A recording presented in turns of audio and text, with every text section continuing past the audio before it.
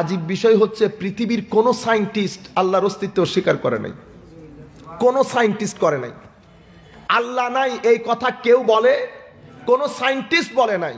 রয়ে গেল পৃথিবীর স্কলার, পৃথিবীর স্কলার কেউ বলে নাই স্রষ্টা নাই। বুঝতে পেরেছেন? আপনারা বলবেন কেন বলে নাই? না বলে নাই। কেন বলে নাই? কিভাবে বলে নাই? 90% বলেছেন এই পৃথিবীর একজন স্রষ্টা আছে, এই পৃথিবীর একজন স্রষ্টা আছে।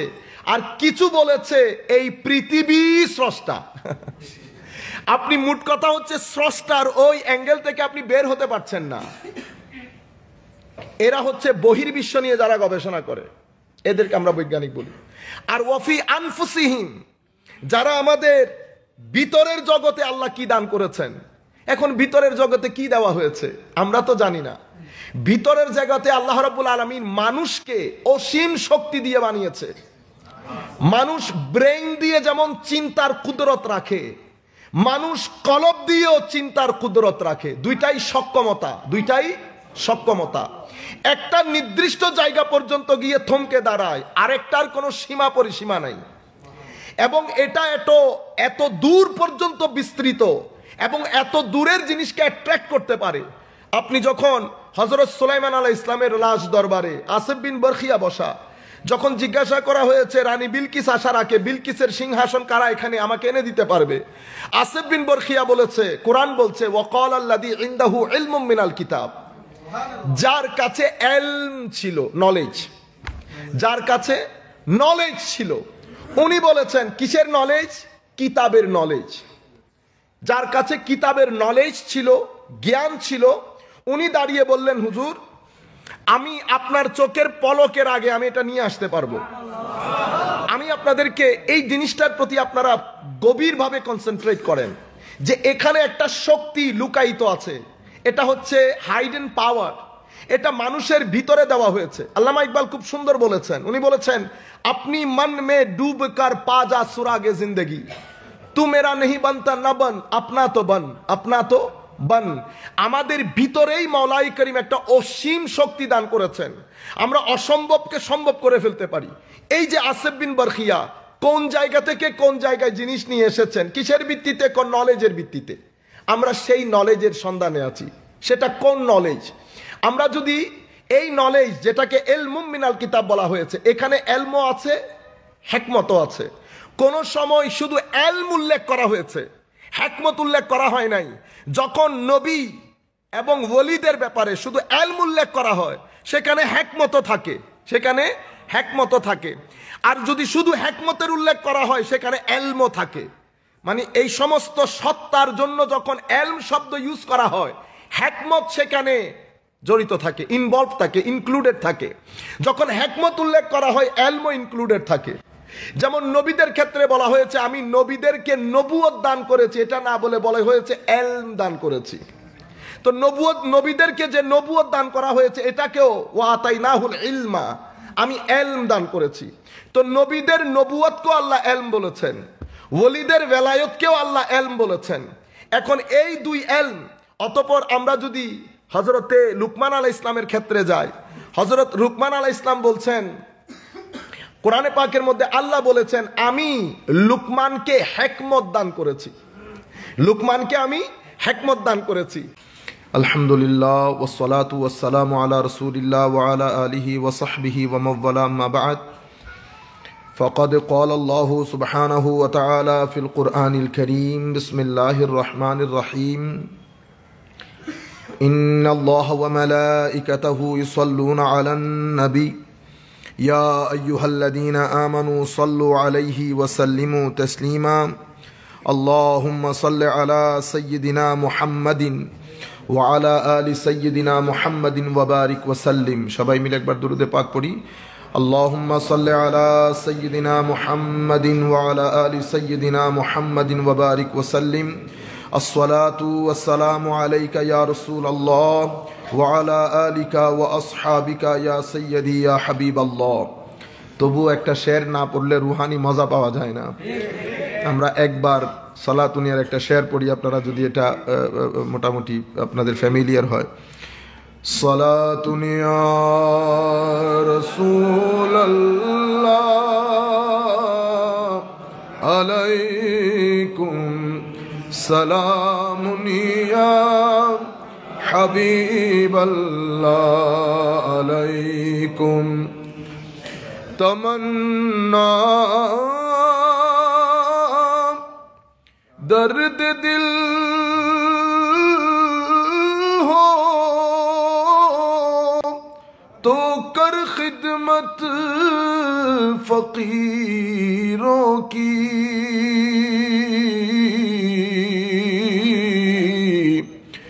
नहीं मिलता ये गौहर बादशाहों की खजीनों में सलातुनिया अलैकुम सलामुन या हबीब अल्लाह अलैकुम बिस्मिल्लाहिर रहमानिर रहीम क़ाल अल्लाहु सुब्हानहु व तआला फ़िल क़ुरआनिल करीम वलक़द जिअनाहुम बिकिताबिन फ़स्सलनाहु अला इल्मिन हुदन व रहमतन लिक़ौमिन युमिनून व अयदन क़ाल अल्लाहु सुब्हानहु व तआला वमिनन्नास मन युजादिलु फिल्लाहि बिगैरि इल्मिन वला हुदन वला किताबिन मुनीर व अयदन क़ाल अल्लाहु सुब्हानहु व तआला वलक़द आतैना लुक़मानल हिकमता अन इश्कुर लिल्लाह व मन यश्कुर फ़इन्नमा यश्कुरु लिनफ़्सिहि व मन कफ़र फ़इन्नल्लाह गनिय्युन हमीद सदक़ल्लाहु मौलानाल अज़ीम व सदक़ रसूलुहुन नबियुल हबीबुल करीम। আজহার একাডেমি বাংলাদেশের আয়োজনে আয়োজিত আজকের এই সেমিনার, যেটা আপনারা ইতিপূর্বে জানতে পেরেছেন, অলরেডি অনেক আলোচক আলোচনা করেছেন, নলেজ অ্যান্ড উইজডমের উপর আমাদের আজকের সেমিনার, এলম এবং হিকমা শীর্ষক আজকের এই সেমিনারের সম্মানিত প্রধান অতিথি ডক্টর মোহাম্মদ সাইফুল ইসলাম খান স্যার আজকে আসার কথা ছিলেন, সঙ্গত কারণে অসুস্থতার কারণে উনি আমাদের সাথে যুক্ত হতে পারেনি। আজকের অনুষ্ঠানের অন্যতম অতিথি যিনি আমার পূর্বে আলোচনা করেছেন, আমাদের অসম্ভব শ্রদ্ধার, এবং আপনারা হয়তো অনেকেই চিনেন না ওনাকে, ওনার আব্বা উনি হুজুর আল্লামা আজিজুল হক আল কাদেরী রহমতুল্লাহি আলাইহের সুযোগ্য সন্তান, এবং হুজুর আল্লামা আজিজুল হক আল কাদেরী রহমতুল্লাহি আলাই 60, 70, 80, 90-এর দশক, আমরা তো আর আগে যেতে পারবো না, আমরা যদি আগেও যাই তাতেও কোনো অসুবিধা হবে না, মানে বাংলাদেশের অঙ্গনে প্রথম শ্রেণীর উলামা ইকরাম যেই কোনো শতাব্দীতে আপনারা যাদেরকে প্রেজেন্ট করতে পারবেন এমন একজন আলেমের সন্তান। আমি বলছিলাম ডক্টর আবুল ফাতা মোহাম্মদ মহিউদ্দিন স্যার, যিনি প্রেসিডেন্সি বিশ্ববিদ্যালয়ের সম্মানিত অধ্যাপক, আমার পূর্বে আলোচনা করেছেন আপনাদের সকলের প্রিয় শান্তিপুর জামে মসজিদের সম্মানিত খতিব শেখ সৈয়দ গোলাম কিবরিয়া আজহারি সাহেব, আলোচনা করেছেন আল আজহার ইন্টারন্যাশনাল স্কুল এর সম্মানিত অধ্যক্ষ আমাদের অত্যন্ত স্নেহের ডক্টর মোহাম্মদ নুরুন নবী আল আজহারি সাহেব, আজকের এই অনুষ্ঠানে স্বাগত বক্তব্য রেখেছেন জনাব মোহাম্মদ মুজিবুল হক সাহেব সহ আপনারা যারা এখানে দূর দূরান্ত থেকে উপস্থিত হয়েছে। আমি দু একজনের বক্তব্য শুনে বুঝেছি কেউ জামালপুর থেকে এসছেন, কেউ চাঁদপুর থেকে এসছেন। এই যে আপনারা একটা মহব্বত দেখিয়েছেন, আমি জানি না আপনাদেরকে আমি কি বলবো, আল্লাহর দরবারে দোয়া করা ছাড়া আমার আর কোনো উপায় নাই। আমি যদি পারতাম আপনাদের এলাকায় গিয়ে আমি আপনাদেরকে ওখানে দেখে আসতাম। আমি স্যালুট জানাচ্ছি, অসম্ভব শ্রদ্ধার সাথে আমি স্যালুট জানাচ্ছি আপনাদের এই মহব্বত, আমি স্মরণে রাখবো এবং দোয়া করবো আল্লাহ রাব্বুল আলামিন যেন এই মহব্বতের আহসানুল জাযা আপনাদেরকে দান করেন। আমরা সকলের প্রতি সশ্রদ্ধ সালাম রাখছি। আসসালামু আলাইকুম ওয়া রাহমাতুল্লাহি তাআলা ওয়া বারাকাতুহু। আপনারা, আমাদের সময় অত্যন্ত সংক্ষিপ্ত, কারণ দীর্ঘক্ষণ আপনারা বসে আছেন, অনেক ভাই আছে অনেক দূর দূরান্তে যাবে, গাড়ি পাওয়ার ব্যাপার স্যাপার আছে, আমরা ওই জন্য বক্তব্য দীর্ঘায়িত করব না। এটা আমাদের শুরু ছিল, আমরা টেস্ট করে দেখছিলাম যে আমরা ঠিক কোন জায়গায় এসে পৌঁছেছি। আমাদের একটা টার্গেট ছিল 2-2.5 মাস ধরে বাংলাদেশের প্রত্যন্ত অঞ্চলে গিয়ে আপনাদেরকে কিছু কথা শুনিয়েছি একটা প্ল্যাটফর্ম তৈরি করার জন্য, কারণ আমরা নলেজ এবং উইজডমের জায়গা থেকে সরে গিয়ে আমরা বোধহয় অন্য জায়গায় চলে যাচ্ছি। আমরা কেউ উগ্রতার দিকে চলে যাচ্ছি এবং সামগ্রিকভাবে কেউ ধর্মীয় উগ্রতা পোষণ করছি, কেউ আমরা যেই দরবারের সাথে সংশ্লিষ্ট কেন জানি আমরা মেইন ট্র্যাক থেকে সরে যাচ্ছি। আমরা যারা সুফিয়া ইকরামের সাথে সংশ্লিষ্ট সুফিয়া ইকরামের ট্র্যাক থেকে সরে যাচ্ছি। আমরা যারা বিভিন্ন মাদ্রাসা এবং এলমে শরীয়তের ওই প্ল্যাটফর্মের সাথে জড়িত, আমরা আলটিমেটলি আমরা ট্র্যাকগুলা থেকে সরে যাচ্ছি। যেই ট্র্যাক, যেই ঠিকানা, যেই জিনিসটা আল্লাহ রসুল আমাদেরকে দেখিয়েছেন, যে মূল জায়গা যেখানে আমাদেরকে পৌঁছাতে বলেছেন, সেই জায়গা থেকে আমরা সরে যাচ্ছিলাম। আমরা চাচ্ছিলাম যে একটা প্ল্যাটফর্ম তৈরি হোক, অতঃপর আমরা নলেজ এবং উইজডমের উপর কিছু কাজ করতে পারবো। প্রতি মাসে হোক, 2 মাসে হোক, এক একটা সেমিনার করলে এক একটা বিষয়ের উপর আলোচনা হবে। এবং আমরা আপনাদেরকে এটা কথা দিচ্ছি যে ভবিষ্যৎ সেমিনারগুলা আমরা আরও কনস্ট্রিক্ট করব, কম্প্রিহেন্সিভ করব। অনেক বক্তার আলোচনা রাখবো না আমরা, 2 জন, একজন আমরা চেষ্টা করব যে সিনিয়র কোনো স্কলার নিয়ে আসার জন্য, যিনি 1 ঘন্টা আপনাদেরকে আলোচনা করবেন। আরেকজন স্কলার আমাদের মধ্য থেকে 1-1.5 ঘন্টা আলোচনা করবেন, প্রশ্নোত্তর পর্ব থাকবে। তাহলে আমরা এটা 1 ওয়ে হবে না, 2 ওয়ে হয়ে যাবে। তো এবং বিভিন্ন টপিকের উপর বক্তব্য রাখবো যেগুলো আমাদের সমসাময়িক, যেগুলো আমাদের জানা দরকার। এবং এই জন্য আমরা এটার নামই রেখেছি knowledge and wisdom, knowledge and wisdom. এটা আজকে প্রাইমারি একটা আমাদের আপনি মনে করতে পারেন ট্রায়াল দিলাম। তো ট্রায়ালে আপনারা যেভাবে আমাদেরকে রেসপন্স করেছেন, সহযোগিতা করেছেন, সাড়া দিয়েছেন এবং আপনাদের সব কিছু ত্যাগ করে এখানে এসছেন, বিশ্বাস করেন এখানে আমাদের যত স্কলার্স আছেন, আসছেন, কথা বলেছেন, কেউ কিন্তু টাকা নেননি, উল্টো টাকা দিয়ে যাবেন সবাই। কারণ আমাদের এখানে খরচ বরচ হয়েছে। আমি মান্যবর আমাদের সিনিয়র স্কলার ছাড়া আমাদের জুনিয়র যারা আমাদের থেকে এখানে আমাদের পূর্বে আলোচনা করেছেন, সবাই এখানে টাকা দিয়ে যাবেন। কারণ আমরা একটা প্ল্যাটফর্ম তৈরি করে আমরা চাচ্ছি আমার নবী সাল্লাল্লাহু আলাইহি ওয়াসাল্লাম যে নলেজ এবং উইজডম আমাদের সোসাইটিকে দিয়ে গেছেন, সেটা আমরা মানুষের সাথে শেয়ার করি। এবং আমরা একটা প্ল্যাটফর্ম এমনভাবে তৈরি করব, তখন ন্যাশনাল কোনো ক্রাইসিস যখন হবে, যেমন সায়েন্সের সাথে আমাদের কোরআন, দেখা গেছে কেউ একজন এটাকে কন্ট্রাডিক্টরি বলছে, কেউ একজন এমন একটা কনসেপ্ট সমাজকে দিতে চাচ্ছে যেটা কোরআনের সাথে যাবে না, তখন আমরা ন্যাশনালি একটা ডায়ালগের ব্যবস্থা করতে পারবো। ন্যাশনালি আমরা একটা মাহল তৈরি করতে পারবো এবং সোসাইটির মধ্যে প্রত্যেক গ্রাউন্ডে, প্রত্যেক প্ল্যাটফর্মে আমাদের এটা একটা রেফারেন্স হয়ে যাবে। আমরা সেই দিকে চেষ্টা করছি যেতে এবং একটা ইন্টালেকচুয়াল অ্যাটমসফিয়ার তৈরি করার আমাদের বড় ইচ্ছা, যাতে আমরা নতুন প্রজন্ম যারা আছে তাদেরকে যাতে এডুকেট করতে পারি। সাথে একটা যাবে এডুকেশন, আরেকটা যাবে পিউরিফিকেশন, এলম এবং তরবিয়ত, দুইটা যাতে একসাথে হয়। এবং আমাদের যারা উগ্রতার দিকে চলে যাচ্ছে তাদেরকে যেন আমরা ডিরেডিক্যালাইজ করতে পারি। তো ডিরেডিক্যালাইজেশনের জন্য আমাদের ছেলেরা যারা কনজারভেটিভ হচ্ছে, একদিনে তো আর রেডিক্যাল হয়ে যায় না, একদিনে তো আর এক্সট্রিমিস্ট হয়ে যায় না। এরা প্রথমে কনজারভেটিভ হয়, কনজারভেটিভ হওয়ার পরে রেডিক্যাল হয়, রেডিক্যালের পরে এক্সট্রিম হয়, এক্সট্রিমের পরে বাকিটা আসে। তো এখানে একটু যদি প্ল্যাটফর্ম থাকে, ছেলেরা যদি ওপেন প্রশ্ন করতে পারে, তাহলে আমরা ডিরেডিক্যালাইজ করার জন্য একটা প্ল্যাটফর্ম তৈরি হবে। আমরা একজন আরেকজনের সাথে জিনিসগুলো শেয়ার করতে পারবো। যেমন এখন আমি শেয়ার করতে পারছি না, আমি আল্লাহ রসুল এলমে গায়েব জানে, এটা দিয়ে আমি কি বুঝাই, আমি শেয়ার করতে পারছি না কারোর সাথে। আমি যখন বলছি যে আমি পীর, তরিকত, আউলিয়া, বুজরগ এগুলোর সাথে আমরা নিসবত রাখি, আমি নতুন প্রজন্মকে ক্লারিফাই করতে পারছি না যে এগুলার মাধ্যমে আমার উদ্দেশ্যকে আমি কি বুঝাতে চাচ্ছি, কারণ একজনের সাথে একজনের দূরত্ব হয়ে গেছে। তো আমরা যদি একটা প্ল্যাটফর্ম তৈরি করতে পারি যেখানে সবাই এসে বসতে পারবে, যেভাবে হোটেলে সবাই যেয়ে বসেন, হোটেলের মধ্যে তো আমরা নির্দিষ্ট কোনো ক্যাটাগরির জন্য হোটেল করি না, সবাই গিয়ে হোটেলের মধ্যে বসে, এটা ওই ধরনের একটা প্ল্যাটফর্ম তৈরি করার উদ্দেশ্য ছিল। তো আল্লাহর দরবারে শুকরিয়া, আমি আপনাদের জন্য দোয়া করি, মাওলাই করিম আপনাদেরকে আহসানুল জাযা দান করুন। সাথে আমি আমার পূর্ববর্তী বক্তা আমাদের অত্যন্ত শ্রদ্ধার আব্দুল ফতাহ স্যার যে আলোচনা করেছেন, আমি দোয়া করি মাওলাই করিমের দরবারে আল্লাহ যেন স্যারকে আহসানুল জাযা দান করেন। এবং আজীব বিষয় হচ্ছে কোনো ধরনের ইফস অ্যান্ড বাটস ছাড়া স্যারের কাছে দাওয়াত গেছে, স্যার দাওয়াত কবুল করেছেন, বিসমিল্লাহ করে চলে এসেছেন। এখানে কোনো প্রোটোকল নাই, স্যার কিন্তু আমাদের থেকে অ্যাডভান্সও নেন নাই, এমনিতে তো নেনই না, অ্যাডভান্স দিবেন তো পরেরটা নিলে, পরেরটাও নাই, আগেরটাও নাই। আর স্যার ছাড়াও আমাদের পূর্বে আলোচনা করেছেন সৈয়দ গোলাম কিবরিয়া আজহারী সাহেব, অ্যাজ ইউজুয়াল আপনারা দেখেছেন, আপনারা আমি মনে করি যে এডুকেট করতে পেরেছে আপনাদেরকে। এবং আমি যার কথা না বললেই নয়, আমি চাচ্ছিলাম যে ওর বক্তব্য আমি এখানে বসে শুনি, তবে আমি শুনেছি অনলাইনের মাধ্যমে, আপনাদের সাথে পরিচয় করিয়ে দেই এবং আপনারা তাদেরকে প্রমোট করেন, আপনারা ওনাদের সাথে সময় ব্যয় করেন। আমি যার কথা বলছি ডক্টর নুরুন নবী আল আজহারী সাহেব, যিনি আপনাদেরকে শুরুতে বক্তব্য শুনিয়েছেন এবং আমি সবাই আমার সাথে একমত পোষণ করবেন, ইট ওয়াজ অ্যামেজিং। দোয়া করি মাওলাই করিমের দরবারে আল্লাহ যেন তাকে আহসানুল জাযা দান করেন, তার এলমের মধ্যে, তার হেলমের মধ্যে, তার ভিতর এবং বাহিরের যে সৌন্দর্য, সেটার মধ্যে যেন আল্লাহ রাব্বুল আলামিন দিন দুগুনি রাত চুগুনি তরক্কি দান করেন।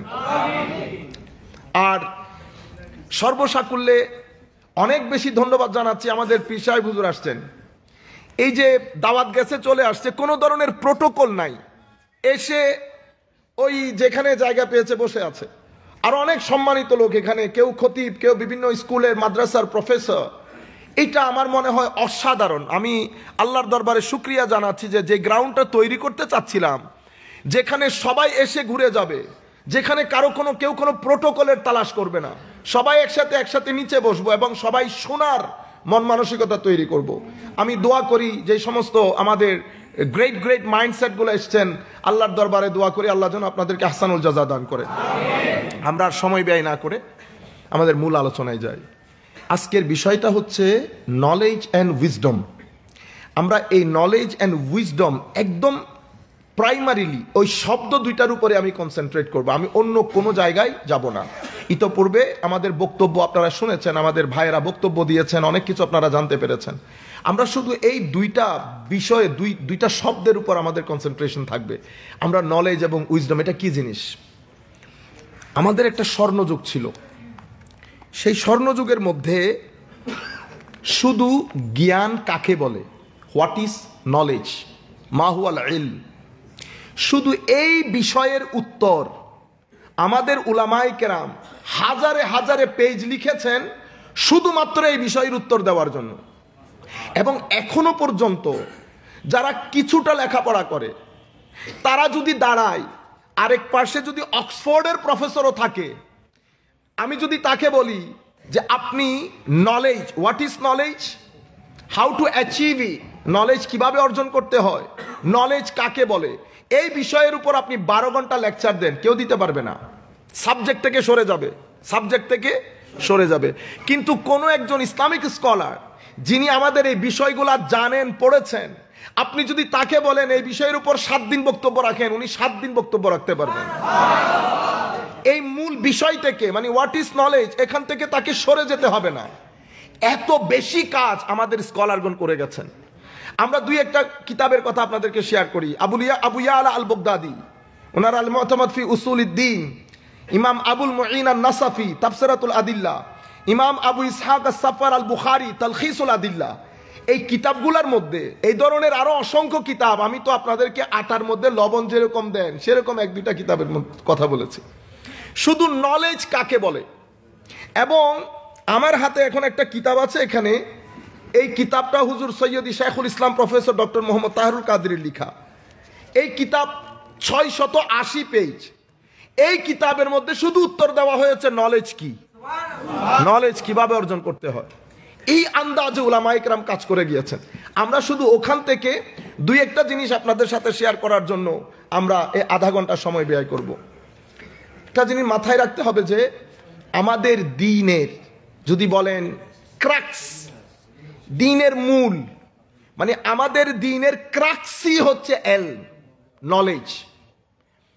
আমি যখন বলছি না ক্রাক্স, এটার মানে আমি উদ্দেশ্য কি করেছি, আমাদের ধর্মের মধ্যে যে মূল বিষয়গুলো আছে সেগুলা যদি আমি দ্রুত গতিতে আপনাদেরকে একটা করে বলে যাই, তাইলে আপনি বুঝবেন আমি আমাদের ধর্মের ক্রাক্স কেন বললাম, এলমকে তথা নলেজকে।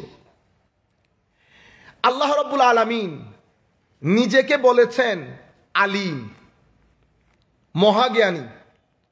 এবং কোরআনে পাকের যে গেটওয়ে, কোরআনে পাকের গেটওয়ের মধ্যে উনি বলেছেন আলহামদুলিল্লাহি রব্বিল আলামিন, রব্বুল আলামিন বলেছেন।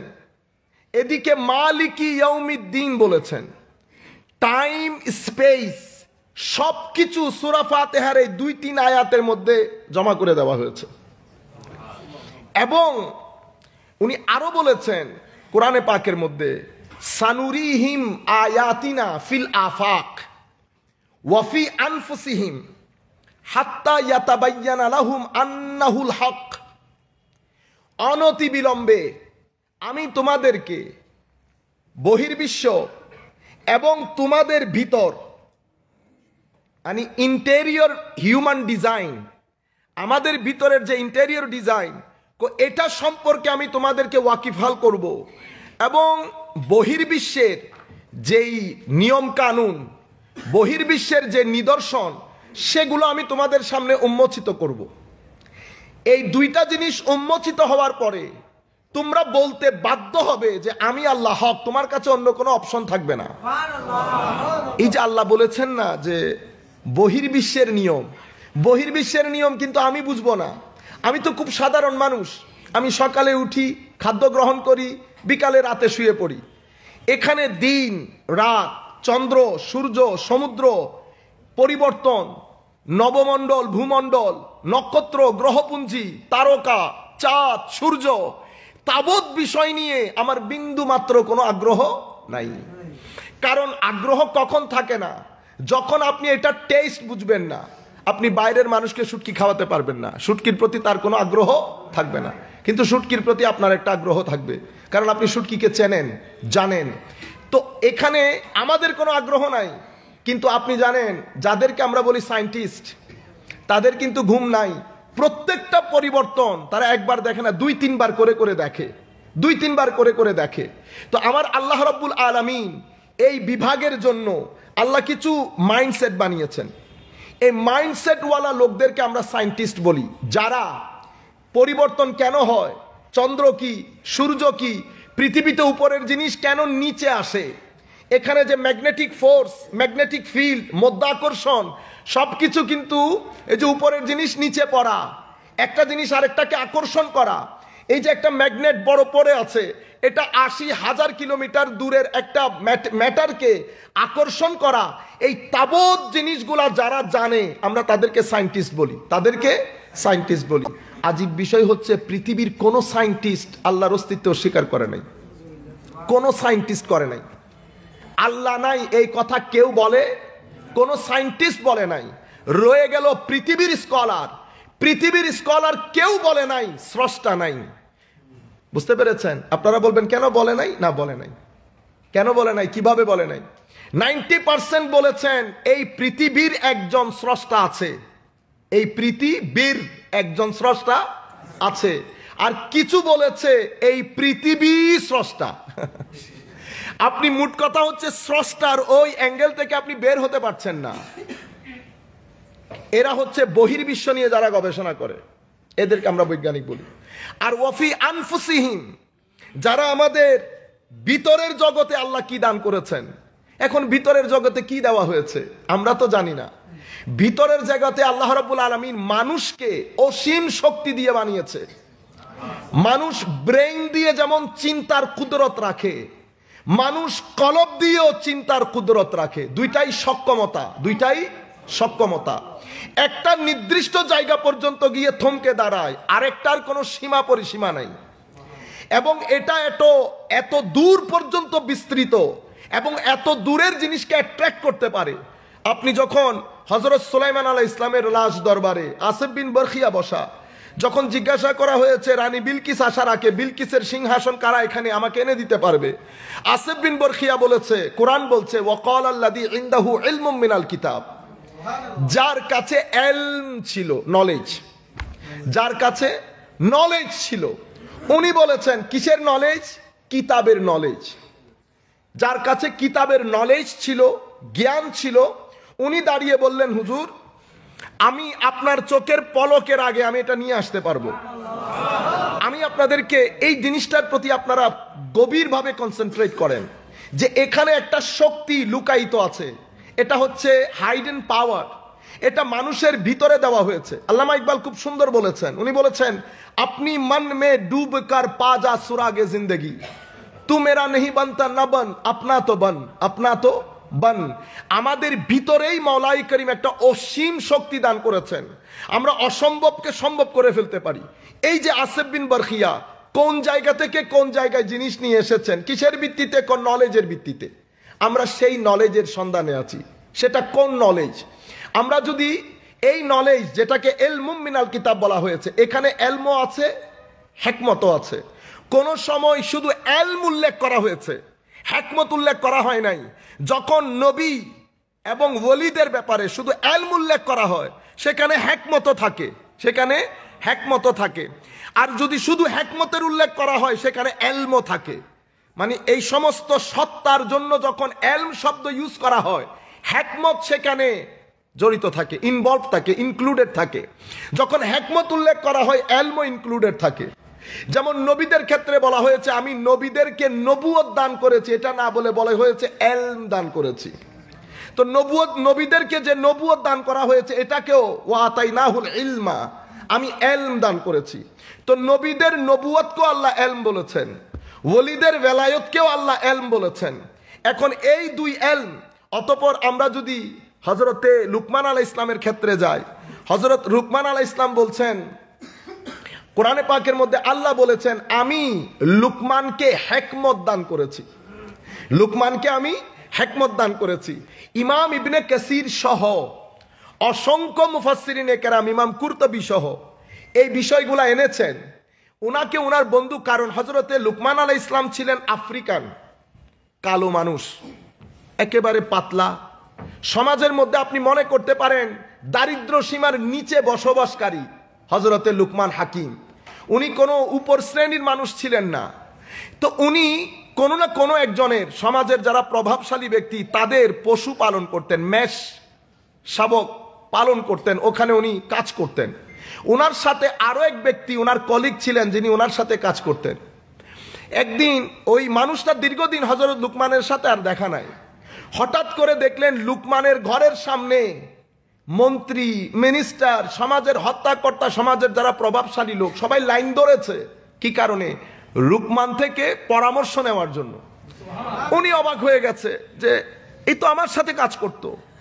তখন সবাই চলে যাওয়ার পরে লুকমান আলাইহিস ইসলামের কাছে গিয়ে বলল, লুকমান তুমি লুকমান না, আমার বন্ধু লুকমান।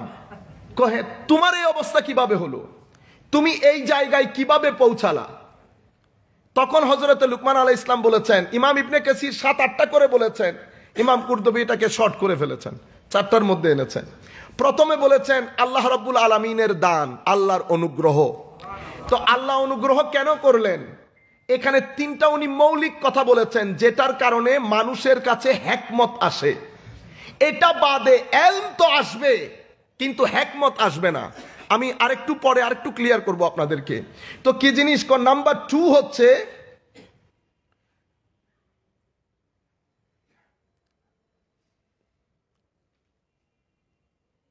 নাম্বার 2 উনি বলছেন আমি এই মকামে পৌঁছার একটা কারণ হচ্ছে আমার আদাউল আমানা, আমি আমার জীবনে কখনো আমানতের খেয়ানত করি নাই। আপনারা বুঝতে পেরেছেন? আমানতের খেয়ানত করা।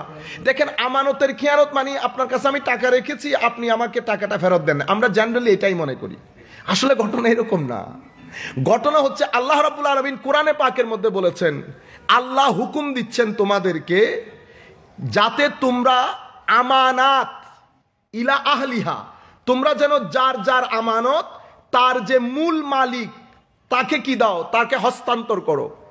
ইন্নাল্লাহা ইয়া'মুরুকুম আন তুয়াদ্দুল আমানাত। আমরা জানি আমানাত শব্দটি আমানাতুনের বহুবচন। বহুবচনের উপর যখন আলিফ লাম ঢুকে, মাদ্রাসার ছাত্ররা খুব ভালো বুঝবেন, আলিফ লাম ঢুকলে সেখানে একটা কম্প্রিহেন্সিভনেস থাকে, মানে যত ধরনের ট্রাস্ট আছে। যেমন আপনাকে শিক্ষক বানানো হয়েছে, এটা আপনার উপর আমানত। আমি আমার শিক্ষকতার যেই হক সেটা যদি আদায় না করি আমি খেয়ানত করেছি। আমি আমার স্ত্রী আমার ঘরের রেসপন্সিবল, উনি যদি ওনার হক আদায় না করেন তাইলে আমানতের খেয়ানত করেছেন।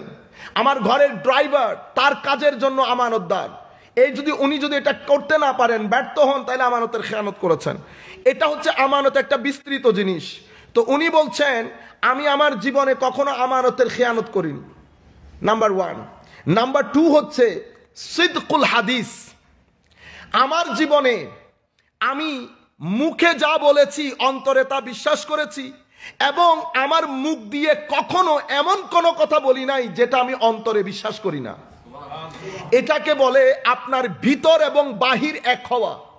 এবং কাদেরিয়া তরিকার হুজুর গৌসুল আজম আব্দুল কাদের জিলানী যখন আমাদেরকে হিকমত কিভাবে অর্জন করে এটা শিখিয়েছেন, তো উনি ওটা শিখাতে গিয়ে আমাদেরকে বলেছেন যে 3টা জিনিস তোমার জীবনে অত্যন্ত গুরুত্বপূর্ণ। তোর মধ্যে একটা সিদক, সততা, সত্যবাদিতা, আর একটা এলম। নলেজকে অনেক বেশি গুরুত্ব দিয়েছেন, এলমকে অনেক বেশি গুরুত্ব দিয়েছেন, এবং সিদকে, সততা, সত্যবাদিতাকে, অতঃপর জুহুদ, দুনিয়া বিমুখতাকে অনেক বেশি গুরুত্ব দিয়েছেন, যেটার কারণে মানুষের মধ্যে এলমের সাথে হ্যাকমত ঢুকে। আমি হ্যাকমত কি একটু পরে আপনাদেরকে বলছি, জাস্ট এই বিষয়গুলো শেষ করি। হযরতে লুকমান আলাইহিস সালাম বলছেন, এখন দেখেন, একটা হচ্ছে আমানতের খিয়ানত করি নাই, আরেকটা হচ্ছে সিদকুল হাদিস, কথায় কর্মে আমি সবসময় সততা অবলম্বন করেছি। নাম্বার 3, হায় হায়, তো আমি যেই জিনিসগুলা লগভ, কারণ কোরআনে পাকের মধ্যে আল্লাহ বলেছেন না, কদে আফলাহাল মুমিনুন আল্লাযীনা হুম ফি সালাতিহিম খাশিউন ওয়াল্লাযীনা হুম আনিল লাগবে মুরিদুন। মুমিন যারা, ওনারা সব সময়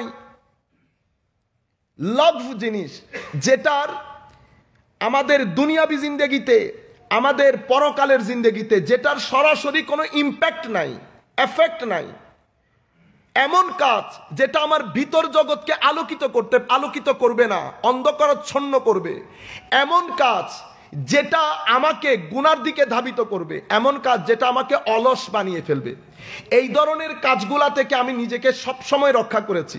আমি এটাকে একটু ইনিয়ে বিনিয়ে বলতে চাচ্ছিলাম, কারণ আমরা যখন ফেসবুক ইউজ করি, আপনারা দেখবেন আমরা ঘন্টার পর ঘন্টা লাগিয়ে দেয়, আমাদের মাথায়ও থাকে না, আমি সহ। কিন্তু আল্লাহ কোরআনে পাকের মধ্যে বলেছেন যে এটা কোনো মুমিনের আলামত না, এটা মুমিনের কোনো নিদর্শন না। যাই হোক, তো হ্যাকমত আসার জন্য হযরতে লুকমান আলাইহিস সালাম এই 4টা জিনিস ওনাকে মেনশন করেছেন। এই 4 কারণে আল্লাহ রাব্বুল আলামিন আমাকে হ্যাকমত দান করেছেন। এখন প্রশ্ন হচ্ছে, হ্যাকমত কি জিনিস? হ্যাকমতের সংজ্ঞা দিতে গিয়ে বিভিন্ন ডিকশনারি, লিসানুল আরব সহ, ইমাম রাগেব আল আসফাহানি সহ হ্যাকমতের ব্যাখ্যা দিয়েছেন। হ্যাকমত কি জিনিস? হিকমত হচ্ছে ইবারাতুন আন মারিফাতে আফদালিল আশিয়া বি আফদালিল উলুম ইউকাল লিমান ইহসিনু দাকাইকিস সিনাআত ওয়া ইউতকিনুহা। মোট কথা হচ্ছে, হিকমত দুইমুখী জিনিস। একটা হচ্ছে কোন জিনিস একেবারে গভীরে গিয়ে চিন্তা করতে পারা, কোন জিনিসের গভীরে গিয়ে চিন্তা করতে পারা, নাম্বার 1। নাম্বার 2 হচ্ছে ইনফরমেশন, যে জ্ঞানগুলো আপনার কাছে এসেছে সেগুলাকে অর্গানাইজ করে, কোনটা আগে যাবে, কোনটা পরে যাবে, কোনটা সময়ের সাথে সুইটেবল হবে, কোনটার মাধ্যমে ব্যক্তির উপকার সাধন হবে, কোনটার মাধ্যমে জাতির হেদায়েত হবে, এই তাবৎ জিনিস যখন আপনার মধ্যে চলে আসে, এটাকে হিকমত বলে। একটা হচ্ছে আলেম, আমার কাছে এলম আছে, আমি জানিও না কোন কথা কোথায় বলতে হবে, কোনটার মাধ্যমে উপকার আছে, কোনটার মধ্যে উপকার নাই, সোসাইটি এবং টাইমের সাথে কোনটা স্যুট করবে, তাহলে বুঝতে হবে এই ব্যক্তির মধ্যে এলম জরুর এসেছে, কিন্তু এই ব্যক্তির মধ্যে হিকমত নাই। তো হিকমত কখন আসে? হিকমত আসে যখন উনি এলমটাকে, নলেজটাকে, ইনফরমেশনটাকে উনি অর্গানাইজ করতে পারেন। আগে পরে, নাম্বার 1, নাম্বার 2, নাম্বার 3, নাম্বার 4 এগুলা দেওয়ার পরে কোনটা বলবেন, কোনটা বলবেন না, কোনটা রাখবেন, কোনটা স্যুট করবে, কোনটা করবে না, নাম্বার 2। এরপরে উনি যখন এটা ডেলিভার করেন, তো ডেলিভারির সাথে উনার ভিতর থেকে ওই শব্দগুলোর সাথে একটা নূরও ভিতরে যায়, নূরও ভিতরে যায়। এই নূর কোত্থেকে আসে? এই নূর হিকমত দেওয়ার আগে, মাওলা কোন ব্যক্তিকে হিকমতের জ্ঞানী করার আগে আল্লাহ রাব্বুল আলামিন তার বক্ষকে খুলে দেন। তার বক্ষ যখন খুলে দেন, আল্লাহ রাব্বুল আলামিন একটা বিশেষ নূর ওই বক্ষের মধ্যে দান করেন। তো আমার নবীকে জিজ্ঞেস করা হয়েছিল, ইয়া রাসূলুল্লাহ, ওই শরহুস সদরটা কি, মানে বক্ষ খুলে দেওয়াটা কি? কোরআনের আয়াত আল্লাহ বলেছেন, ওয়াল্লাহু ইয়াকবিদু ওয়া ইয়াবসুতু, আল্লাহ সিনাকে, বক্ষকে সম্প্রসারিত করেন, আবার সংকুচিত করেন। সংকুচিত করলে কিছু জিনিস দিয়ে বোঝা যায়, সিম্পটম দিয়ে। সম্প্রসারিত করলেও কিছু সিম্পটম দিয়ে বোঝা যায়। সংকুচিত যাদের করে, তারা 2-3টা জিনিস থেকে কখনো বের হতে পারে না। তারা অশ্লীলতা থেকে বের হতে পারবে না, তারা কখনো তাদের জীবনে দুনিয়ার লোভ লালসা থেকে তারা বের হতে পারবে না।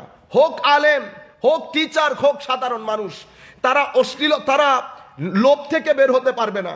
তারা কখনো জবানের শ্লীলতা তাদের থাকবে না, এবং তাদের মাধ্যমে থার্ড জিনিসটা জীবনেও হবে না। সেটা কোনটা? হেদায়েত। তাদের মাধ্যমে ইনফরমেশন পাস হবে, কিন্তু মানুষের মধ্যে কখনো তরবিয়ত হবে না। তরবিয়ত কখনো হবে না। কেন? কারণ তরবিয়ত হওয়ার জন্য সরহুজ সদর লাগে। সরহুজ সদর আল্লাহ তাকে দান করেন যাকে হেকমত দান করেন। আল্লাহ হেকমত তাকে দান করেন যেই ব্যক্তির জিন্দেগিতে আমানতের খেয়ানত থাকে না, যেই ব্যক্তির জিন্দেগির মধ্যে মিথ্যা থাকে না, যেই ব্যক্তির জিন্দেগির মধ্যে সিজদা থাকে। এই ব্যক্তিকে আল্লাহ রাব্বুল আলামিন তার সিনা খুলে দেন। যখন সিনা খুলে দেন আল্লাহ তাকে হেকমত দান করেন। যখন আল্লাহ তাকে যাকে হেকমত দান করেন ওই ব্যক্তি সমাজকে, সোসাইটিকে, ইতিহাসকে যে কোনো বৃত্তে গিয়ে পরিবর্তন করে দিতে পারেন। এই ব্যক্তি পাথর হৃদয়ে পানির সঞ্চার করতে পারেন। এই ব্যক্তির মাধ্যমে কখনো সমাজের মধ্যে ফাসাদ হবে না, ফিতনা হবে না। এবং এই ব্যক্তির কথা তুলে ধরতে গিয়ে হুজুরে করিম সাল্লাল্লাহু আলাইহি ওয়াসাল্লামকে যখন জিজ্ঞেস করা হয়েছিল, ইয়া রাসূলুল্লাহ সাল্লাল্লাহু আলাইহি ওয়াসাল্লাম আইয়ু জুলাসাইনা খায়র, এখানে হাদিসে পাকের মধ্যে যখন খাইর শব্দটি ব্যবহার হয় এবং সালেহ শব্দটি ব্যবহার হয়, বিশেষ করে যেগুলো এলমের সাথে সংশ্লিষ্ট, জ্ঞানের সাথে সংশ্লিষ্ট, মোস্টলি সেগুলার মাধ্যমে ফিকহুদ্দিন বোঝানো হয়, ডিপ আন্ডারস্ট্যান্ডিং অফ নলেজ। আমাদেরকে বোঝানো হচ্ছে ইয়া রাসূলুল্লাহ সাল্লাল্লাহু আলাইহি ওয়াসাল্লাম এমন একটা মজলিস যেটা ডিপ আন্ডারস্ট্যান্ডিং অফ নলেজের মজলিস, এবং এটা কোনটা ইয়া রাসূলুল্লাহ? তখন আমার নবী সাল্লাল্লাহু আলাইহি ওয়াসাল্লাম তিনটা কথা বলেছেন। যাদেরকে দেখলে মান যাক্কারাহুমুল্লাহু রুয়াতু, যাদেরকে দেখলে তোমার ভিতরে আল্লাহ রাব্বুল আলামিন, কবর, হাসর, আল্লাহর খৌফ, খশিয়ত, অ্যাটাচমেন্ট, টান, আকর্ষণ, এগুলো তুমি তোমার ভিতরে ফিল করবে, নাম্বার 1। নাম্বার 2 হচ্ছে ওয়াজাদা ফি ইলমিকুম মানতিকু, তার ইলম, তার কথাবার্তা যখন শুনবে তো তোমার ওই তার কথাবার্তা তোমার জ্ঞানের সমুদ্রকে বর্ধিত করবে, সম্প্রসারিত করবে, তোমার আন্ডারস্ট্যান্ডিংকে আরো গভীর করবে। নাম্বার 3 হচ্ছে ওয়াজাক্কারাকুম বিল আখিরাতে আমালুহু, তার কর্ম, তার ডেইলি লাইফ। তুমি যদি তার লাইফ প্যাটার্ন দেখো, লাইফ প্যাটার্নের মাধ্যমে তুমি বুঝতে পারবে এই ব্যক্তি দুনিয়ার মানুষ না, এই ব্যক্তি অন্য কোনো জায়গায় যাওয়ার জন্য প্রস্তুতি নিচ্ছে, যেটাকে আমরা আখিরাত বলি। সর্বসাকুল্যে আমি আপনাদেরকে বুঝাতে যেটা চাচ্ছিলাম যে আমরা হেকমত কাকে বলবো, তো আমার নবী সাল্লাল্লাহু আলাইহি ওয়াসাল্লাম শেষ পর্যন্ত এই হুকুমটাকে হাদিসে পাকের মধ্যে আমার নবী বলেছেন আল খিলাফাতু ফি কুরাইশ ওয়াল হুকমু ফিল আনসার, এই যে হেকমতের সাথে আনসারের সম্পৃক্ততা করেছে, আর খিলাফত তথা পলিটিক্যাল পাওয়ারের সাথে কুরাইশের সম্পৃক্ততা করেছে। আমার নবী এখানে হুকুম বলতে হেকমত বুঝিয়েছে, হেকমত বলতে ফিকহুদ্দিন বুঝিয়েছে, ফিকহুদ্দিন বলতে ডিপ আন্ডারস্ট্যান্ডিং অফ ইসলামিক নলেজকে বুঝিয়েছে, এবং এটা আমার নবী সম্পৃক্ত করেছেন আনসারের দিকে। আমরা দেখি আমার নবীর জলিলুল কদর যে ফকি সাহাবী, সব সাহাবায়ে কেরাম আনসারের মধ্যে। মুআজ ইবনে জাবাল, উবাই ইবনে কাব, যায়েদ বিন সাবিত, যেগুলা সাহাবায়ে কেরামের মধ্যে ফকি সাহাবী, তারা সবাই আনসারের সাথে বিলং করে, আনসারের সাথে বিলং করে। এখন আমি ইলম কি জিনিস এটা আমাদের জানা বড় জরুরি। সম্মানিত উপস্থিতি, আমরা এই ইলম কি জিনিস সেটা জানার জন্য, ইলম মানে নলেজ, কিন্তু আমরা সব সময় বলি ইলম মানে জ্ঞান, ইলম মানে নলেজ। আমরা কিন্তু কেউ কখনো নলেজ অর্থ কি সেটা জানার চেষ্টা করি না। নলেজেরও তো একটা অর্থ আছে, জ্ঞানের তো একটা অর্থ আছে। জ্ঞান জিনিসটা কি? আমাদের এখানে জ্ঞানের মানে কিছু জানা, কিছু বিষয়ে আপনার ভিতরে আলো আসা। তো আলো না থাকলে অন্ধকার থাকে, এটাকে আমরা বলি জাহাল। আমি মাদ্রাসার যারা কলেজ, আমাদের কলেজ ইউনিভার্সিটিতে বিশেষ করে ইসলামিক ক্লাসিক্যাল সায়েন্সে পড়েন, আমি বসিত মুরাক্কাব ওই ধান্দার মধ্যে যাচ্ছি না, আমি স্ট্রেইট ওয়ে ডাইরেক্ট শুধু সাধারণ শ্রোতাদেরকে বোঝানোর জন্য। জাহাল মানে হচ্ছে নিরেট মূর্খতা, আই ডোন্ট নো। আর নলেজ হচ্ছে আই নো, আমি জানি। তাইলে এটা একটা টোর হচ্ছে না, একটা জার্নি হচ্ছে। জার্নিটা যেখান থেকে শুরু হয়েছে, from the point that I do not know, এখান থেকে জার্নিটা শুরু হয়েছে, এবং আমি যাচ্ছি কোথায়? আই নোর দিকে, আই নোর দিকে। তো আপনি যখন এই সফরটা করতে যাবেন, এই সফরের বিভিন্ন স্টেশন আছে, আপনি একদিনে নলেজের জায়গায় পৌঁছাতে পারবেন না। আমি শুধুমাত্র আপনাকে আগে কিছু এক্সাম্পল দিয়েতে যাতে আপনারা বুঝতে পারেন। আমরা যখন মাদ্রাসায় পড়ব, আমার টার্গেট কি? আমার টার্গেট হচ্ছে আমি এলমে হাদিস সম্পর্কে জানবো, অথবা আমি মাযহাব সম্পর্কে, ইলমুল ফিকহ সম্পর্কে জানবো। এটা আমার টার্গেট। এখন এই টার্গেট পর্যন্ত পৌঁছাতে হলে আমি প্রথমে মাদ্রাসায় ভর্তি হয়েছি। ক্লাস 1, ক্লাস 2, ক্লাস 3 থেকে আমি দাখিল পর্যন্ত এসেছি। ম্যাট্রিক পর্যন্ত যখন এসেছি, বাই দিস টাইম আমি ক্লাসিক্যাল সায়েন্সের যে গুরুত্বপূর্ণ বিষয় যেগুলোকে বলে ফাউন্ডেশন, আরবি কিভাবে পড়ে, আরবির অর্থ কিভাবে ডিরাইভ করে, সুপারফিশিয়ালি, ডিপলি না, জেনারেলি যেন আমি কিছু জিনিসের অনুবাদ করতে পারি। আমি আরবি কিভাবে বুঝে, আরবি কিভাবে পড়ে, শব্দের অর্থ, শব্দ বানানো, এগুলো আমি দাখিল পর্যন্ত শিখেছি। এর পরবর্তীতে বাই দিস টাইম আমি কিছু কোরআনের আয়াতের অনুবাদ শিখেছি, কিছু হাদিসের অনুবাদ শিখেছি। আমি যখন দাখিল পর্যন্ত এসেছি, আমি যাব ফিকার স্টেশনে, মাযহাবের স্টেশনে। আমি যখন দাখিল পর্যন্ত এসেছি, আমি দুবাইতে অবস্থান করছি, যাব নিউ ইয়র্ক। তো আপনি এই দুবাই এয়ারপোর্ট আপনাকে এমনিতে ঢুকিয়ে দেবে না, আপনি অনেক প্রসেসিং করে দুবাই পর্যন্ত পৌঁছেছেন। আপনার স্ট্রাগল জড়িত, আপনি ঘাম ফেলতে হয়েছে, জিনিসপত্র টানতে হয়েছে। এটা একদিনে হয় না, এটা গুগল করে হয় না, এটার জন্য স্ট্রাগল করতে হয়। আপনি এখন যদি দুবাই থেকে আপনি নিউ ইয়র্ক যান, আপনার নিউ ইয়র্কের ভিসা লাগবে না, টিকিট লাগবে, ভিসা লাগবে, টাকা পয়সা লাগবে। মাদ্রাসার মধ্যে সবাই যে দাখিল থেকে ফিকার স্টেশন পর্যন্ত পৌঁছান এমনটা না, কেউ ওখান থেকে চলে আসেন। এরপরে আপনি পরবর্তী জার্নি শুরু করেছেন আলিম থেকে। এখন শিক্ষার প্যাটার্ন পরিবর্তন হয়ে গেছে। শিক্ষার প্যাটার্ন পরিবর্তন হয়ে আপনাকে কিছু উঁচু পায়ার, উঁচু মাপের কিতাব দেওয়া হচ্ছে, যেন আপনার সাইকোলজিক্যাল, ইন্টেলেকচুয়াল ডেভেলপমেন্টটা পজিটিভ ওয়েতে হয়। এবং আলিম ফাজিলের মধ্যে যখন আপনাকে ক্লাস করাচ্ছে, এই সময় দুইটা জিনিসকে সামনে রেখে আমরা সিলেবাসটা করেছি, এলম এবং আপনার ক্রিয়েটিভিটি, রেশনাল ডেভেলপমেন্ট। এই দুইটাকে সামনে রেখে একটাকে বাদ দিয়ে দিয়েছি। কোনটা? হেকমতের জায়গাটাকে বাদ দিয়ে দিয়েছি। হেকমত শিখাতে হলে যে সুফিয়ায়ে কেরামকে লাগে, এই শিক্ষা কিভাবে অর্জন করতে হয় এটা লাগে, এটা আমরা বাদ দিয়ে দিয়েছি মাদ্রাসার মধ্যে গত 30-40 বছরে। আমরা শুধুমাত্র এখানে ক্লাসিক্যাল সায়েন্সের মধ্যে এই কোরআন সুন্নাহ, এরপরে রেশনাল ডেভেলপমেন্টের মধ্যে আমরা বালাগাত, ফাসাহাত, এই ধরনের কিছু বিষয় রেখেছি। রাখার পরে আমি কামিল পর্যন্ত পৌঁছেছি। এখন এই যাত্রার মধ্যে যদি আমি লেখাপড়া করতে পারি, আমার স্টেশন এক জায়গায়, যদি আমি শুধুমাত্র পরীক্ষায় পাশ করি, লেখাপড়ার স্টেশন আরেক জায়গায়। আপনি সবকিছু এক পাশে রাখেন, পুরা জার্নিটা আপনি মাথায় রাখেন। আপনি যখন ফিকার স্টেশনে পৌঁছেছেন, ফিকার স্টেশনে পৌঁছানোর পর শুধু আপনি বুঝতে পেরেছেন ফিকা জিনিসটা কি। এরপরে ফিকাতে কারা কারা কাজ করেছেন আপনার জানার পরিধি শুধুমাত্র এতটুকুন। এখন এখান থেকে যদি আপনি আবার উপরে উঠতে চান, তো আরেকটা জার্নি শুরু হয়। এটাকে কি বলে? এটাকে বলে ইলমুল ইয়াকিন, আইনুল ইয়াকিন, হাক্কুল ইয়াকিন। এটা আরেকটা জার্নি। এই জার্নির জন্য অনেক বেশি সিনিয়র টিচারের দরকার হয়। ওনারা তখন আপনাকে ফিকের দরজা, জানালা, ফাউন্ডেশন প্রত্যেক কিছু হাতে ধরে ধরে আপনাকে দেখায়, এটা এই জিনিস, এটা এই জিনিস, এটার গভীরতা এতটুকুন, এটার গভীরতা এতটুকুন, এই আয়াত এতটুকুন যেতে পারবে, এই হাদিস এতটুকুন যেতে পারবে। এটা আলাদা একটা জার্নি, আমরা ওই জার্নি একটু রাখি। এই জিনিসটাকে আমরা দিনের আলো দিয়ে বোঝার চেষ্টা করি। আপনি যখন সকালবেলা নামাজ পড়তে বের হন, 6টা, নিরেট অন্ধকার, ঘুটঘুটে অন্ধকার, আপনি কিন্তু ডান বাম কোনো কিছুই দেখছেন না। আপনার ভিতরে একটা ভীতি কাজ করছে। আপনি আপনার সাথে সলিমুল্লাহ, আপনি মনে করেছেন কলিমুল্লাহ, আপনি ডাকছেন কিন্তু কলিমুল্লাহ বলে, তো উনি বলছেন স্যার আমি সলিম। তো আপনি কি বলেছেন? অন্ধকারের জন্য দেখতে পাইনি।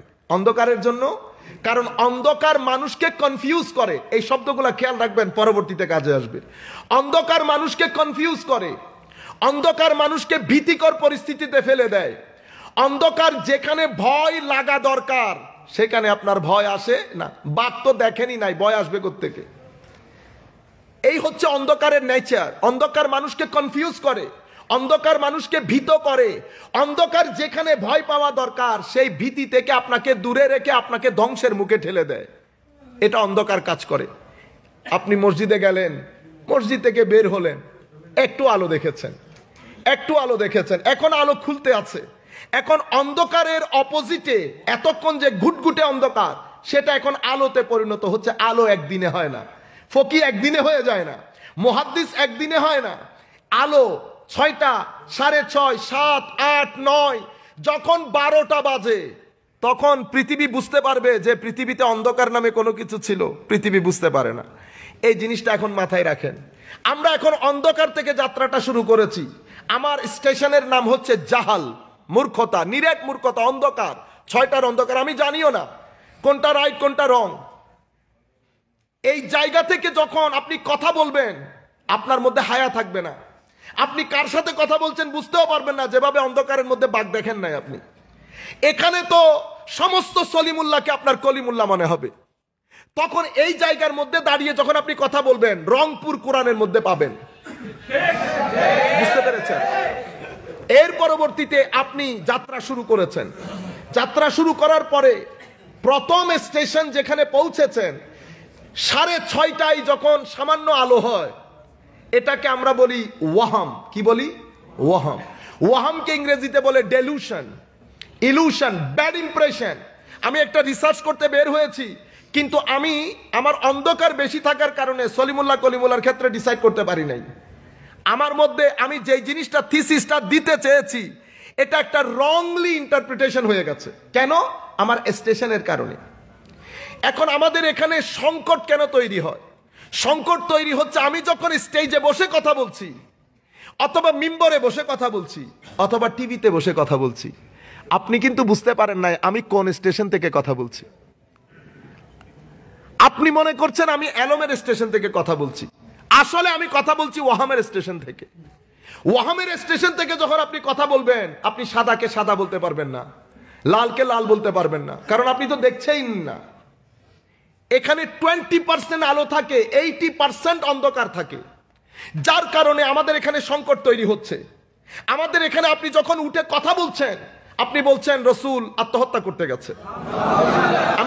আমি জাস্ট আপনাদেরকে কিছুদিন সংকট কেন তৈরি হয়, এই যে শব্দটা আপনি বলে ফেলেছেন, এটা কোনো মুহাদ্দিস বলবে না। যিনি এলমের স্টেশনে দাঁড়িয়ে আছেন উনি বলবেন না এই কথা। আপনি কেন বললেন? কারণ আপনি যে স্টেশনে দাঁড়িয়ে আছেন সেটা এখনো অন্ধকারাচ্ছন্ন, সেটাকে বলে ওয়াহাম। এরপরে আপনি লেখাপড়া চালিয়ে যাচ্ছেন, ক্লাস 8, ক্লাস 9, 10 পর্যন্ত এসে পৌঁছেছেন। 10 অতঃপর আলিম, আলিমের মধ্যে ভাগ ভাগ হয়ে যাচ্ছে। আপনি আলিমে উঠার পরে আপনি পৌঁছেছেন কিসের স্টেশনে? শাক, ডাউট। এটাকে আমরা বলি সাসপেক্ট করা, এটাকে বলে স্কেপটিসিজম। এখানে 50% আলো থাকে, 50% অন্ধকার থাকে। আপনি জানেন, তবে আপনি শিওর না। আপনি শিওর না। আপনি হাদিস একটা পড়েছেন, আপনি তো সিহাসিত্তাই পড়েন নাই। হাদিসের আপনি বলছেন আপনি মুহাদ্দিস, আপনি হাদিসের 6টা গ্রন্থ পড়তে হবে। একবার দুইবার পড়লে হবে না, কয়েকবার পড়তে হবে। আপনি বুখারী শরীফের এবং সিহাসিত্তার তিরমিজি শরীফের এই 2টা গ্রন্থের ব্যাখ্যা গ্রন্থ পড়তে হবে মিনিমাম 2-3 বার। এরপরে আপনি উলুমুল হাদিসের কিতাব মেইন যেমন উলুমুল হাদিসের, আমি জ্ঞানের কথা বলছি, এক কিতাব মুকদ্দমা লিখেছেন ইমাম ইবনে সালাহ। এর পরবর্তীতে এটার প্যাটার্ন চেঞ্জ করেছেন ইমাম ইবনে হাজার আসকালানি। আপনি প্রত্যেক যুগ থেকে 2-3টা কিতাব পড়ার পরে আপনার ভিতরে একটা কনফিডেন্স ডেভেলপ করবে। এই সব কিছু পড়ার পরে আপনি একটা জায়গার মধ্যে পৌঁছাবেন। কিন্তু আপনি শুধু পাশ করেছেন, আপনি সিহাসিত্তা পড়েন নাই, ব্যাখ্যা গ্রন্থ পড়েন নাই, আপনি উলুমুল হাদিসের কিতাব পড়েন নাই। না পড়ার কারণে আপনি 50-50-র মধ্যে আছেন। আপনি এক পা এগুচ্ছেন, আমি আপনাকে বলেছি হাল হাযা ইয়াজুজ, ইজ ইট পারমিসিবল? আপনি বলছেন yes but I am not sure. কেন? কারণ আপনি ওই যে পুখতগি যেটা আসে, মানে আপনার নলেজের মধ্যে, আপনার মধ্যে যেই নিশ্চয়তা, কনফিডেন্স যেটা আসে, সেটা এলমের পরের স্টেশন থেকে আসে, এটা এই স্টেশনের মধ্যে আসে না। আপনি যখন আলিম এবং ফাজিলে পড়ছেন, আপনি তখনও শখের স্টেশনে। আপনার উচিত ওয়াজ না করা, আপনার উচিত হবে যদি কথা বলেন শুধু হাদিসের অনুবাদ করে দেওয়া, শুধু কোরআনের অনুবাদ, তাও যারা অনুবাদ করেছেন তাদের থেকে নিয়ে। আপনি যদি এই সীমা ক্রস করেন, আমি তো বুঝতে পারবো না আপনি আলো থেকে বলেছেন না অন্ধকার থেকে বলেছেন। ঠিক আছে, সংকট কেন তৈরি হলো? কারণ আমি মনে করছি আপনি এলমের স্টেশনে, কারণ আপনি তো আমার মতো কাপড় চোপড় পরে এসছেন, আমি বুঝার কোনো উপায় নাই। তো যখন আমি কথা বলছি, আমার কথা আলোর মধ্য থেকেও হতে পারে, অন্ধকারের মধ্য থেকেও হতে পারে। আলোর মধ্য থেকে কম হয়, অন্ধকারের মধ্য থেকে বেশি হয়ে যায়, সংকট তৈরি হয়ে যায়। সংকট যখন তৈরি হয়, এখানে ঘৃণ আর উদ্রেক হয়, এখানে একজন আরেকজনকে রিয়াক্ট করে, আমরা জানিও না বুঝিও নাই, বস এখন ঘৃণার ছড়াছড়ি হয়। As a result of this আমরা উগ্রবাদিতার দিকে চলে যাই। কিসের কারণে? এগেইন না জানার কারণে। এখান থেকে আবার যাত্রা শুরু করেছেন আমি কোরআনের আয়াতে একটু পরে আসব, আমাদের সময় অত্যন্ত সংক্ষিপ্ত। এখান থেকে যখন আপনি যাত্রা শুরু করেছেন, তৃতীয় স্টেশন জান মানে হচ্ছে অ্যাজাম্পশন। জানের মধ্য থেকে আপনি তখন এটাকে বলে ওপিনিয়ন, ভিউ, আমি এটা মনে করি, এটা আমার অভিমত, এটা হচ্ছে জানের অর্থ। জনের স্টেশনে যখন পৌঁছেছেন তখনও অন্ধকার আছে, কিন্তু এখন আলো বেশি, 80% আলো, 20% অন্ধকার। 7টা বেজে গেছে, মানুষ কিন্তু দরজা খুলে নাই। রাস্তার মধ্যে অ্যাক্সিডেন্ট হলে মরে যাওয়ার সম্ভাবনা বেশি। কেন? কারণ যারা আপনাকে বাঁচাতে আসবে তারা বেশিরভাগ ঘুমে, বেশিরভাগ। আলো কিন্তু জ্বলছে, অন্ধকার নাই, কিন্তু সাপোর্টিং এলিমেন্ট যেগুলো আছে তারা ব্লক হয়ে আছে। আমি ওলামায়ে কেরামের জন্য এগুলা কিছু হিংস দিচ্ছি, অনেক কিছু বুঝতে পারবেন আপনারা এগুলা থেকে। সাপোর্টিভ এলিমেন্টস না থাকার কারণে আমি ব্লক হয়ে গেছি, এটা জন পর্যন্ত এসেছি। এখন আমি কোরআনকে জিজ্ঞেস করি, কোরআন জিজ্ঞেস করেন আগে হেলমটা বলে ফেলি। জান থেকে আপনি আপনার গতিপথ জারি রেখেছেন, করতে করতে করতে করতে আপনি এই এলমের স্টেশনে এসে পৌঁছেছেন। যখন এলমের স্টেশনে এসে পৌঁছেছেন তখন কিন্তু দাড়ি পাক ধরেছে, তখন কিন্তু আপনার শরীরের বল কমে কমে আসতেছে। এখন এলম কি জিনিস, নলেজ কি জিনিস? নলেজ বলা হয় কোন একটা ফ্যাক্টস, কোন একটা ইনফরমেশন, কোন একটা স্কিল আপনার ভিতরে ডেভেলপ হয়েছে। কিসের মাধ্যমে? এক্সপিরিয়েন্সের মাধ্যমে, প্র্যাকটিসের মাধ্যমে। একটা স্কিল, কিছু ফ্যাক্ট আপনি জানতে পেরেছেন, কিছু ইনফরমেশন জানতে পেরেছেন, এবং এগুলোর মধ্যে কনফিডেন্স লেভেল অনেক উপরে চলে গেছে আপনার দীর্ঘ অভিজ্ঞতার কারণে। কিন্তু এই জায়গার মধ্যে এসে আপনি ওপিনিয়ন ডেভেলপ করতে পারছেন না, আপনি জ্ঞানের ডেভেলপমেন্টের মধ্যে শরিক হতে পারছেন না, আপনি আপনার স্বতন্ত্র কোনো অভিমত আপনি এখানে দাঁড় করাতে পারছেন না। কেন? কারণ আপনি নলেজের স্টেশনে এসে মিডল অফ নো হোয়ার এর মধ্যে আছেন। কারণ আপনার ভিতরে ইনফরমেশন এসে ভরে গেছে। এখন এই ইনফরমেশন গুলাকে অর্গানাইজ করতে হলে হিকমতের দরকার হয়। কোনটা বলবেন, কোনটা ছাড়বেন সব জানেন তো, ভিতরে ভিতরে অস্বস্তি হয়ে যায়। কোনটা কোন জায়গায় রাখবেন, কোনটাকে ছাড়বেন, এখন বলার সময় আপনি বলে দিচ্ছেন না। হযরত খাদিজা, আপনি যখন বলবেন, হযরত খাদিজাতুল কুবরা রাদিয়াল্লাহু তাআলা আনহা আমার নবীর স্ত্রী, আমাদের আম্মা জান, আপনি যখন আমার নবীর প্রাইভেট লাইফের কথা সাধারণ মানুষের সামনে বলে ফেলবেন, এই যে আপনি বলে দিচ্ছেন, আপনি কেন বলছেন? কারণ আপনার ভিতরে ইনফরমেশনটা এসেছে, কিন্তু ইনফরমেশনটা কোথায় কিভাবে রাখবেন সেই হিকমতটা আসে নাই। সেই হিকমতটা আসে নাই। হিকমত না আসলে কি হয়? হিকমত না আসলে ফাসাদ হয়। হিকমত না আসলে ফাসাদ হয়। তো এক ব্যক্তি মৃত্যু খাওয়ার জন্য এতটুকুন যথেষ্ট, সে ওই কথাটা আমার নবীর যেখানে বলা দরকার সেখানে না বলে অপাত্রে কথাটা রেখে দিয়েছে। সেই কারণে আম্বিয়ায়ে কেরামের একটা খাস বৈশিষ্ট্য হচ্ছে, আম্বিয়ায়ে কেরাম যখন কথা বলেন তো মানুষের বিবেক এবং মেধা এই দুইটা জিনিসকে সামনে রেখে কথা বলেন।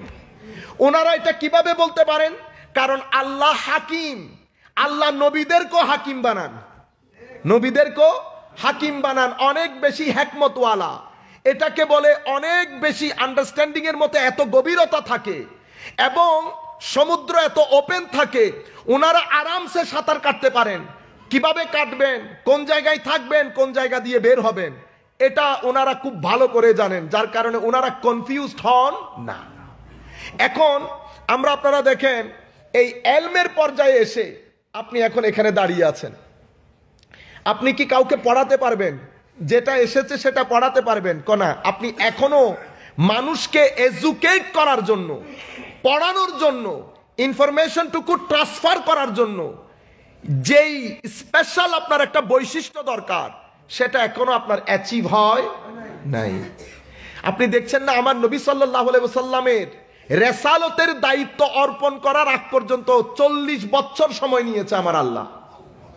40 ইয়ার্স। কেন নিয়েছেন? কারণ 40 ইয়ার্সের পরে এটা আমাদেরকে জানান দেওয়ার জন্য, নতুবা আমার আল্লাহ ইচ্ছে করলে প্রথম বছরও বলে দিতে পারতেন কুম ফাআনজির। বলেন না ঈসা আলাইহিস সালাম, এই তোমরা আমার মার ব্যাপারে এগুলা কি বলো, কি বলো এগুলা, ইন্নী আব্দুল্লাহ। আচ্ছা, ঈসা আলাইহিস সালাম তো ঈসা আলাইহিস সালাম।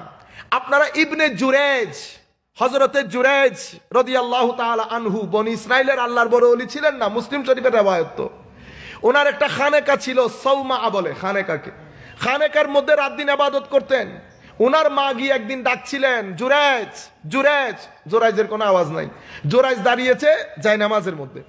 উনি চিন্তা করলেন মায়ের ডাকে সাড়া দেব না, নামাজ পড়বো। না, মায়ের ডাকে সাড়া দিয়ে লাভ নাই, নামাজ পড়ি। তো মার ডাকে সাড়া না দেওয়ার কারণে ওনার মা একটু রেগে গেছেন এবং বলেছেন, জুরাইজ, আল্লাহ আমার ছেলের মৃত্যু ততক্ষণ দিও না যতক্ষণ পর্যন্ত সে কোনো একজন খারাপ মহিলার চক্রে না পড়ে। এটা মার মুখ দিয়ে চলে এসছে। আমাদের মারা একটু অধৈর্য হন, বদদোয়া দিতেও দেরি নাই, দোয়া দিতেও দেরি নাই। কিন্তু সামগ্রিকভাবে আবার আপনারা হেসে উঠতেছেন মার কথা বলাতে। সামগ্রিকভাবে মহিলারা, আমাদের মারা দুইটা কারণে আল্লাহর দরবারে অনেক সেরা। একটা তাদের রহমতের কারণে, দয়া, আর একটা তাদের ধৈর্যের কারণে। যেই পরিমাণ রহমত আল্লাহ তাদেরকে দিয়েছেন তার বিন্দু পরিমাণ দয়া আমাদেরকে দেন নাই। আল্লাহ যদি তাদেরকে ওই দয়া না দিতেন, পৃথিবীতে 99% শিশু বড় হইতে পারতো না। 1 থেকে 2 মাসের শিশুকে যদি একদিনের জন্য বাবার কুলে দিয়ে দেওয়া হতো, বুঝতে পেরেছেন? আমরা সন্তানরা যখন কান্নাকাটি শুরু করে at the age of 2 months or 3 months, আমরা খুব বেশি হলে 2 মিনিট বরদাস্ত করি, এরপরে বালিশটা নিয়ে অন্য রুমে চলে যায়। কিন্তু মাদেরকে আল্লাহ রাব্বুল আলামিন প্রতিপালনের দায়িত্ব দেওয়ার কারণে অনেক বেশি রহমত দিয়েছেন এবং তারা আমাদের প্রশান্তির কারণ, সুকুন বানিয়েছেন। মা বাবা দুইজন থেকে যদি পছন্দ করতে বলি, কাকে বলবেন? মাকে। ভাই বোন, বোনকে। খালা খালু। এতক্ষণ বলতেছেন, হাসি দিলেন মার কথা বলাতে। ফুফা ফুফু, কোনটা? আমার ছেলে আছে, মেয়ে আছে, কোনটা গ্রহণ করবেন? দাদি দাদা, নানা নানি, মোস্টলি নানি। 7 জন ওনাদের চরিত্র। এই 7 ক্যারেক্টারের মধ্যে আপনি বলছেন কোন ধরনের চিন্তা তো করতেছেন না, বলতে এক বাক্যে বলে দিচ্ছেন মা মা মা, মেয়ে মেয়ে মেয়ে। কেন? এটা আল্লাহ রাব্বুল, আমরা বুঝাতে প্রেজেন্টেশনে ভুল করে ফেলি।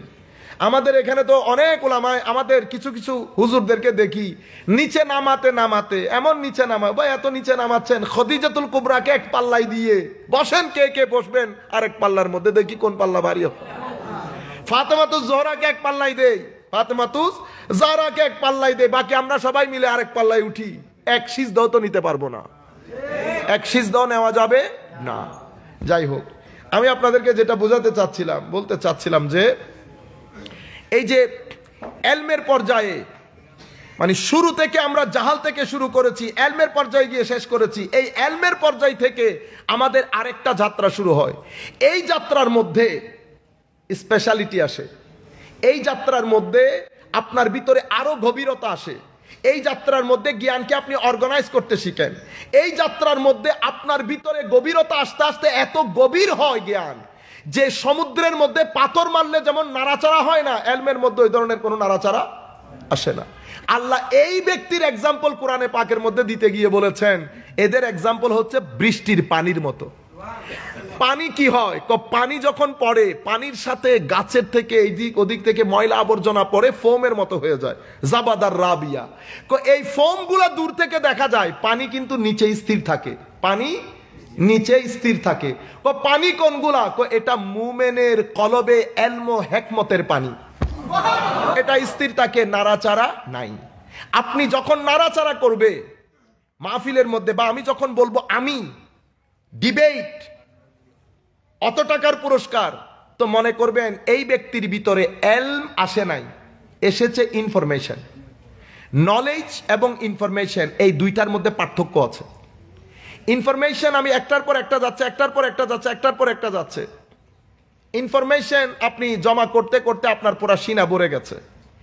এই ইনফরমেশনের মাধ্যমে আমরা অনেক কিছু মুখস্থ বলতে পারি, কিন্তু ইনফরমেশন আপনার ব্যক্তি জীবনে কোনো পরিবর্তন আনবে না। ইনফরমেশনকে ক্রিয়েটিভ নলেজ বলে না। ক্রিয়েটিভ নলেজ হচ্ছে ওই নলেজ যেটা আপনার ব্যক্তি চরিত্রের প্যাটার্ন পরিবর্তন করে ফেলে। আপনাকে অশ্লীল থেকে শ্লীল করবে, অভদ্র থেকে ভদ্র করবে, অসভ্য থেকে সভ্য করবে। মিথ্যা বলেছেন সত্যের মধ্যে নিয়ে যাবে, সততার দিকে ধাবিত করবে, নিষ্ঠার দিকে ধাবিত করবে, নিয়মানুবর্তিতার দিকে ধাবিত করবে, আপনাকে মূল্যবোধের দিকে ধাবিত করবে, আপনাকে সহমর্মিতা সহযোগিতার দিকে ধাবিত করবে। এই যে ব্যক্তিত্বের প্যাটার্নের মধ্যে পরিবর্তন এসছে, এটা ইনফরমেশনের মাধ্যমে আসে না, এটা এলমের মাধ্যমে আসে।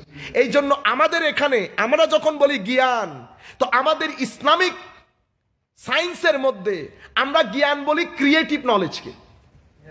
জ্ঞানকে কি বলি? Creative knowledge. এটা কোন জ্ঞান? যেই জ্ঞানের মাধ্যমে আপনার ব্যক্তি চরিত্রের মধ্যে একটা পরিবর্তন চলে আসে। এই জায়গার মধ্যে আমরা জ্ঞানকে আপনারা বোঝার জন্য বলছি দুই ভাগে ভাগ করি। একটা ব্রেইনের জ্ঞান আর একটা এই জায়গার জ্ঞান। ব্রেইনের জ্ঞান আর একটা কলবের জ্ঞান। তো আমাদের এখানে ব্রেইনের জ্ঞানের মধ্যে শুধু ইনফরমেশন আসতে থাকে। ইনফরমেশন আমি বললাম, আপনি নিয়ে নিলেন, বাসায় চলে গেলেন, কিন্তু এটার সাথে আপনার ব্যক্তি সত্তার কোনো সম্পর্ক নাই।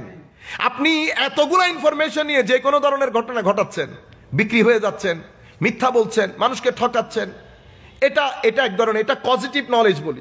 আর যদি ক্রিয়েটিভ নলেজ হয় তো সেটা এখান আর এখান দুইটার সংমিশ্রণে যেতে হয়। দুইটার সংমিশ্রণে গেলে এটা ক্রিয়েটিভ নলেজ হয়। যখন ক্রিয়েটিভ নলেজ হয়, এটা পুরা সমাজের যে প্যাটার্ন এটাকে পরিবর্তন করে রেখে দেয়। আমি এই জিনিসটাকে সামনে রেখে আপনাকে আমার নবী সাল্লাল্লাহু আলাইহি ওয়াসাল্লামের কথা বলি। আমার নবীকে আল্লাহ তালিম এবং তাসকিয়া, এই তাসকিয়াকে আমি লোকাল স্ল্যাংয়ে তরবিয়ত বলছি। এই তাসকিয়াকে হাদিসে পাকের পরিভাষায় ইহসান বলে। এই আমার নবীকে তালিম এবং তাসকিয়া দুই জিনিস একসাথে দেওয়া হয়েছে। কেন? কারণ আমার নবী এই দুই ডিভাইস দিয়ে একটা সোসাইটির মধ্যে 23 বছরের মাথায় একটা আজীব রেভলিউশন তৈরি করেছে। সোসাইটি শুধু এডুকেটেড হয় নাই, সোসাইটি আলোকিত হয়েছে। এনলাইটেন্ড মানে জেনারেশন। তো আলোকিত জেনারেশন হওয়ার কারণে ওনাদের চরিত্র, ওনাদের ভদ্রতা, ওনাদের নম্রতা, ওনাদের সামগ্রিক জীবন, পূর্ববর্তী জীবন আর পরবর্তী জীবনের মধ্যে আসমান জমিনের ফারাক চলে এসেছে। আসমান জমিনের ফারাক চলে এসেছে। এই ফারাক হওয়ার কারণে ওনারা যেখানে গেছে, যেখানে দেখেছে, যার সাথে কথা বলেছে, যার সাথে বসেছে, ওনাদের সঙ্গ, চাহনি এবং ওনাদের ডেলিভারি যেখানে করেছে, মানুষের সিনা বিদীর্ণ করে নিয়ে গেছে। আমাদের নূর নবী, ডক্টর নূর নবী বলেন নাই, হযরত আলী রাদিয়াল্লাহু তাআলা আনহুর কওল, যে মুখ থেকে যায় কখন? যখন ইনফরমেশন হয়। সিনা থেকে যায় কখন? যখন তরবিয়ত হয়। এটাকে ক্রিয়েটিভ নলেজ বলে। আর আমাদের এখন যেমন আমাদের ইউনিভার্সিটি, ইউনিভার্সিটি কাকে বলে? ইউনিভার্সিটি বলে place of reasoning. Place of reasoning, place of reasoning মানে যেখানে আপনার আকল, বিবেক, বুদ্ধির ডেভেলপমেন্ট হবে, এগুলার চর্চা হবে। কেন চর্চা দরকার? কারণ ইউনিভার্সিটির কাজ হচ্ছে একটা সিভিল সোসাইটি তৈরি করা। সিভিল সোসাইটি কাকে বলে? সিভিল সোসাইটি ভদ্র, নম্র, সুশিক্ষিত, উদার, গভীর দৃষ্টি সম্পন্ন জাতিকে সিভিল সোসাইটি বলে। কিন্তু ইউনিভার্সিটির মধ্যে একটা ট্রান্সফরমেশন হয়েছে। সেই ট্রান্সফরমেশন ওনারা এখন এই ধরনের জাতি, কারণ ইউনিভার্সিটির কাজ হচ্ছে জাতি বিল্ড করা, জাতি গঠন করা, জাতিকে সভ্যতার দিকে নিয়ে যাওয়া, আলোকিত জনতা গড়ে তোলা। কিন্তু ইউনিভার্সিটি গত কিছু সবকিছুর মধ্যে একটা পরিবর্তন আসছে না, ইউনিভার্সিটির মধ্যে আসছে। ইউনিভার্সিটি ওই জায়গা থেকে ট্রান্সফার হয়ে এখন ইউনিভার্সিটি কাজ করে শুধুমাত্র মানি মেকার, ম্যানেজার কেমনে বানাতে হয়, টাকা কিভাবে অর্জন করবেন, আরেকজনের পকেটের টাকা কিভাবে নিজের পকেটে নিয়ে আসবেন। এটা হচ্ছে এই এডুকেশন। আমরা যে এডুকেশনের জন্য এখানে বসেছি, যেটাকে আমরা বলছি না নলেজ এন্ড উইজডম, এটা আমরা ম্যানেজারের জন্য না, আমরা হচ্ছে জাতি বিল্ড আপ করার জন্য, আমরা ব্যক্তিত্বের প্যাটার্ন পরিবর্তন করার জন্য। আপনি যখন সোসাইটিতে যাবেন, একটা আলো আপনার সাথে সাথে যাবে। সেই আলো কোনটা? সে আলো তরবিয়তের আলো, সে আলো হিকমতের আলো। এই হিকমতকে, এই আলোকে আমার আল্লাহ কোরআনের মধ্যে বলেছেন, ইউতিল হিকমাতা মান ইয়াশা ওয়া মান ইউতাল হিকমা ফাকাদ উতিয়া খায়রান কাসীরা। আমি যখন কাউকে হিকমত দান করি, তাইলে খায়রে কাসীর মানি সেই ব্যক্তি আমার রহমতের বঙ্গোপসাগরের মধ্যে সার্বক্ষণিক অবস্থান করে। এবং আমাদের ধর্মের মধ্যে, আমি আসলে কথা শুরুই করতে পারতেছি না, যে এই সময়ও চলে গেছে। যাই হোক, আমাদের এখানে, আমি 5 মিনিটের মধ্যে শেষ করে দিচ্ছি। আমাদের এখানে আমাদের নলেজের সোর্স দুইটা, আমি টেকনিক্যালি স্পিকিং। একটা আমাদের এখানে এসেছে মানকুলাত। মানকুলাত মানে টেক্সচুয়াল নলেজ, কোরআন এবং সুন্নাহ, কোরআন এবং সুন্নাহ। কোরআন এবং সুন্নতের সাথে এসেছে মাকুলাত। মাকুলাত মানে রেশনাল ব্রেইন। এই দুই ব্রেইন একসাথে হয়েছে, দুই ব্রেইন। এই যে রেশনাল ব্রেইন বলছি, এটা কার ব্রেইন? এটা ইমামে আজমের ব্রেইন, এটা ইমাম শাফিঈর ব্রেইন, এটা মাজাহিবের ইমাম মুজতাহিদিন, হুজুর গৌসুল আজম, মুহাদ্দিসিন একরাম, বুখারী, সবার ব্রেইন। তো এখানে টেক্সচুয়াল নলেজ যাচ্ছে, এখানে ব্রেইনগুলো সাথে সাথে যাচ্ছে। এই দুইটা জিনিস আমাদের সাথে এসেছে। এখন যারা টেক্সচুয়াল নলেজের উপর কাজ করে, আমরা তাদেরকে বলি ম্যান অফ ট্র্যাডিশন। ওনাদের কাজ কি? ধন্যবাদ। আমরা যখন টেক্সচুয়াল নলেজের কথা বলি, তো টেক্সচুয়াল নলেজে যারা কাজ করে, এদেরকে আমরা বলি ম্যান অফ ট্র্যাডিশন। ওনাদের কাজ শুধুমাত্র আমাদেরকে পৌঁছিয়ে দেওয়া। ওনারা ওনাদের কাজ করে সরে গেছেন। এখন ওই টেক্সচুয়াল নলেজের সাথে আমাদের কিছু ইন্টেলেকচুয়াল মাইন্ড জড়িত হয়েছে। ওনারা কি করে? ওনারা ওই টেক্সচুয়াল নলেজকে ইন্টারপ্রেট করে, এক্সপান্ড করে। যেখানে যেখানে ডেডলক তৈরি হয়, সেই ডেডলকগুলো সরিয়ে দিয়ে আধুনিক সমাজের সাথে কোরআন এবং সুন্নাহকে কোপ উইথ করে, লাগিয়ে দেয়।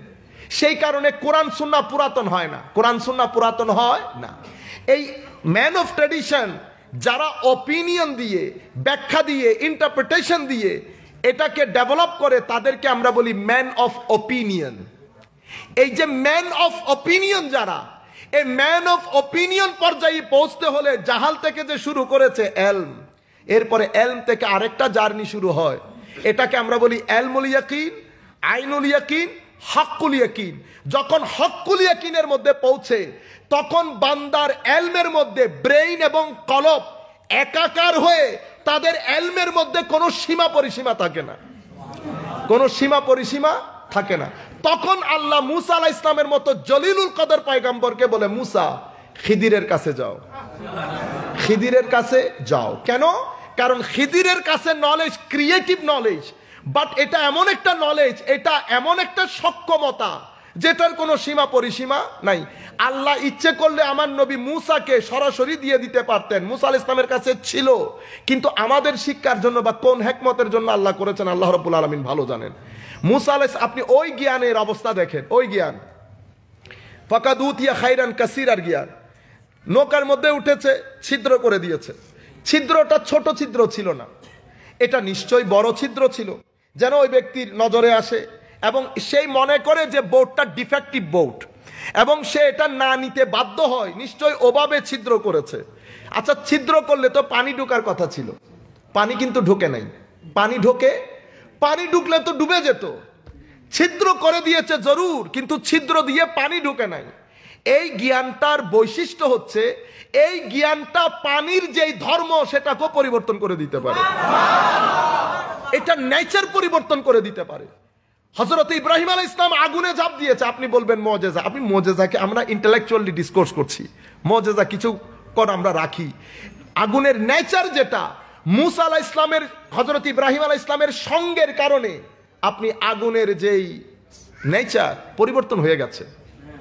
পাহাড়ের যেই নেচার, পাহাড় কিন্তু জড় জিনিস, জীবনা। আমার নবী যখন পাহাড়ের উপর উঠেছে, পাহাড় কিন্তু নেচে উঠেছে, ঠিক না? আমার নবী পাহাড়কে কদম মেরে বলেছে না, ওহুদ একটু শান্ত হও না, আমি নবী তো, একজন সিদ্দিক, 2 জন শহীদ না তোমার উপরে। এখন আমার নবী কথাই was talking to a mountain, পাহাড়, এটা কিন্তু প্রাণী না। তো নবীর সুহবতের মধ্যে, মানে এই জ্ঞানটা, নবুয়তের জ্ঞান, বেলায়েতের জ্ঞান, মানে এই জ্ঞানটা এত বেশি সক্ষমতা, এটা নির্জীব জিনিসের ভিতরেও বোধ শক্তি দান করে, আজীব সক্ষমতা। এবং আমি আখেরি যে কথাটা বলতে চেয়েছিলাম, এই যে বলেছি ওয়াহাম, শাক, জান এবং এল, কোরআনকে জিজ্ঞেস করি শেষটার ব্যাপারে, জানটার ব্যাপারে, মানে জানটাকে কোরআন এলম বলেছে কিনা। কোরআন বলেছে তুমি যদি হক জানতে চাও তো জান দিয়েও তুমি হক জানতে পারবে না। ওয়া ইন্না জান্না লা ইউগনি মিনাল হককে শাইআ। আমার আল্লাহ বলছেন ওয়ামা লাহুম বিহি মিন ইলম ইয়াত্তাবিউনা ইল্লা জান ওয়া ইন্না জান্না লা ইউগনি মিনাল হককে শাইআ। এই ব্যাপারে তাদের কোনো ইলম নাই, তারা শুধু অ্যাজাম্পশন, জান থেকে কথা বলছে। জান দিয়ে কখনো হক বোঝা যায় না। যেখানে জান দিয়ে হক বোঝা যায় না, সেখানে আমি যদি শকের স্টেশন থেকে, ওয়াহামের স্টেশন থেকে কথা বলা শুরু করি, সংকট তৈরি হবে না?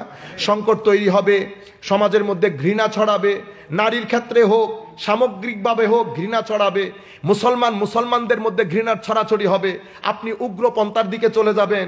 আমাদের ভাইদের মধ্যে আপনি যে কাদা ছোড়াছুড়ি, আমরা একটা বারের জন্য যদি একটা কিতাব পড়তাম, যে কিতাবগুলোর মাধ্যমে হেকমতের জ্ঞান অর্জন করা যায়, আমাদের ব্যক্তি জীবন পরিবর্তন হতো। এবং যাদেরকে আমরা আল্লাহর ওলি বলি এবং যাদের কাছে হেকমতের জ্ঞান আছে, তাদের মধ্যে দেখবেন সমুদ্রের মতো উদারতা সৃষ্টি হয়, সমুদ্রের মতো উদার হয়ে যায়, সবকিছুকে হজম করে ফেলে। আমরা আর কথা না বাড়াই, কারণ সময় একেবারে শেষ হয়ে গেছে। আমরা আজকে এখানেই রাখছি। আমার বক্তব্যের 15 to 20% আপনাদের সাথে শেয়ার করলাম, বাকি 80% এলম এবং হেকমতের উপর আমার আরো কিছু কথা আপনাদের সাথে শেয়ার করা দরকার। এটা আমরা আমাদের পরবর্তী সিটিং এর মধ্যে করব। আমরা আপনাদের কাছে যেটা বিনীত অনুরোধ করব, সেটা হচ্ছে আমরা এই সিস্টেমটা আমাদের জারি থাকবে, আমরা বিভিন্ন জায়গার মধ্যে করব।